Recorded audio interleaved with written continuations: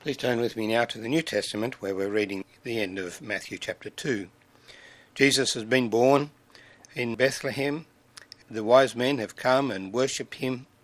Herod has sought to destroy him, and so the Lord directed Joseph in a dream to take Mary and Jesus to Egypt. There he stayed until Herod the Great, that murderous king, was dead. We take up the reading now in verse 19.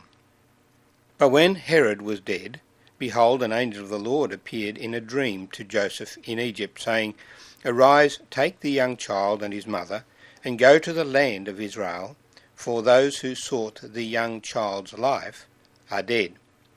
Then he arose, took the young child and his mother, and came into the land of Israel.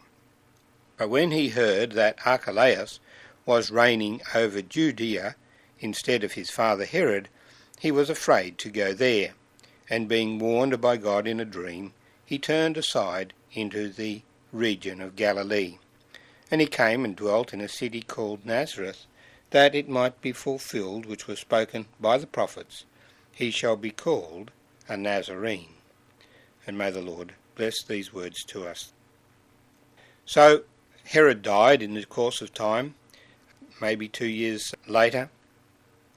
So we have the angel then reappearing, again in a dream, to Joseph in Egypt, and instructing him to return again to the land of Israel. Now the instruction wasn't that he should return to Bethlehem, and in fact he warned him subsequently in a dream not to go into Judea, where Archelaus, the son of Herod the Great, was reigning, but rather he turned aside then and went to Nazareth in the territory of Galilee. Now Nazareth was the city of Mary, while Bethlehem was the city of Joseph. And so moving to Nazareth would have been a reasonable place. There were connections there for the family, because of Mary had connections in that city. A hill city, it's quite a large city today, with a Jewish and an Arab quarter in it, a very strong society. But in those days it was just a small hilltop village in Galilee, not too far from the Sea of Galilee, but really quite out of the way, a backwater place. And subsequently the word would be said, could anything good come out of Galilee? It's really a way out of the place, insignificant place. We're now told that they dwelt there until the time of his revelation. When we move into chapter 3, we'll find that Matthew presents Jesus baptized. But what happened in that intervening period? Luke tells us a little bit of those details. Joseph worked as a carpenter, and Jesus was obedient to his parents. More children were born. There were at least 4 brothers and 2 sisters born to Mary and Joseph in Nazareth.